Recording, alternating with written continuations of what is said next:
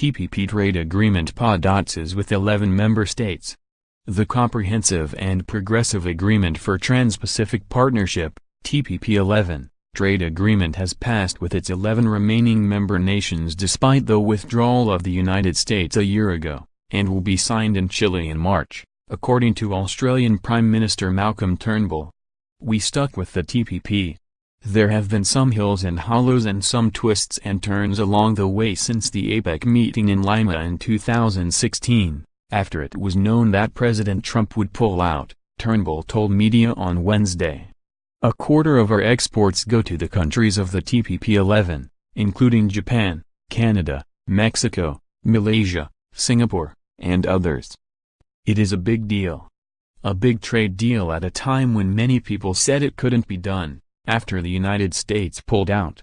So it's a great outcome.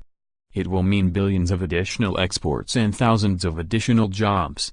The deal is yet to be made public as it is undergoing a legal review and translation, but will improve export opportunities for local companies and therefore add jobs in Australia," according to a joint press release by Prime Minister Turnbull and Trade Minister Stephen Shiabo.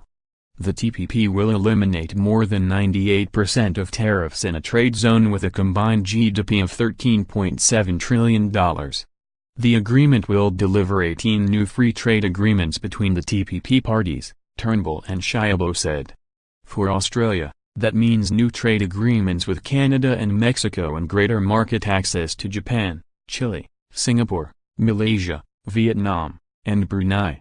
Turnbull added that while he would encourage the U.S. to rejoin the TPP, he doesn't see any prospect of that. "It's important to recognize that President Trump made a very straightforward, a very committed election promise not to proceed with the TPP," the Australian Prime Minister said. "The way the agreement is structured is so that the America can dock back in, which is obviously what everyone would hope for at some point in the future. With South Korea, Thailand, and Indonesia also having shown strong interest in the TPP, Turnbull said he is hopeful that other nations will additionally join the trade pact in future. "We are firmly of the view that a free and open Indo-Pacific, open markets, free trade, the rule of law, encouraging investment and trade through our region is manifestly in our national interest and in the interests of all of the countries in the region. So we hope the TPP-11 becomes bigger over time," he told media. "But at this stage, what we've been able to do is to conclude the negotiations on the TPP-11 and it will go forward, as you've seen, including with the support of Canada, and Prime Minister Trudeau has confirmed that, and the signing is planned for March in Chile." Trudeau's confirmation of the TPP being signed follows a spokesperson for Canadian Trade Minister François-Philippe Champagne saying that Canada's government had been holding out during talks this week in Tokyo on protecting the copyright of its intellectual property, and on automotive manufacturing rules. Similar to Canada's intellectual property concerns, an Australian Department of Foreign Affairs and Trade (DFAT) committee had last year pointed towards the TPP's troubling provisions that would have the effect of locking in Australia's intellectual property regime. This also followed concerns from Australia's copyright industry, and issues with ambiguity in the data protection provisions.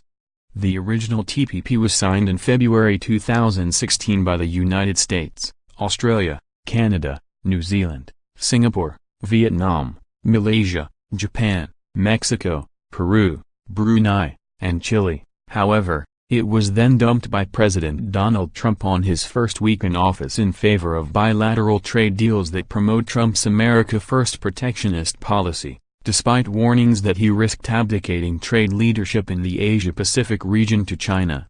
The announcement that it will be signed in March follows Australia, Japan, and Mexico continually pushing for the agreement to go through, with Turnbull in February 2017 reiterating his commitment to salvaging parts of the TPP after preliminary talks with New Zealand, Mexico, Japan, Singapore, and Malaysia.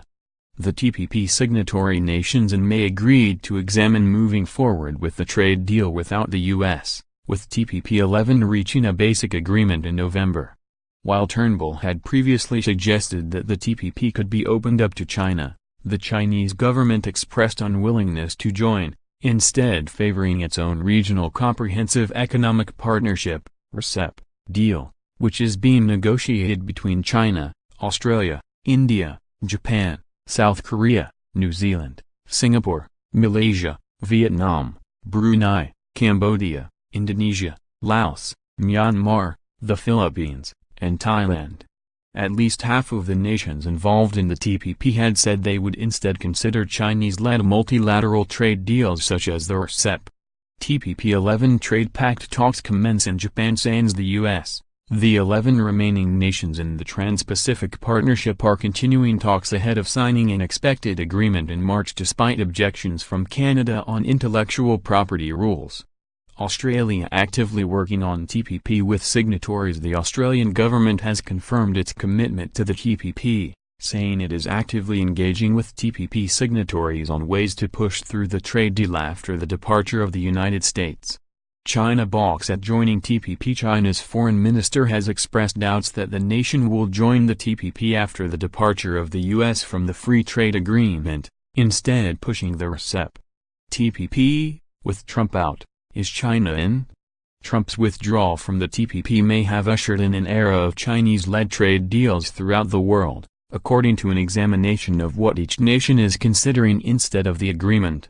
U.S. will cede leadership in APEC by abandoning TPP. U.S. Trade Chief: the U.S. would abdicate its leadership in the Asia-Pacific region and deliver it into China's arms if it abandons the TPP, a speech by current Trade Representative Michael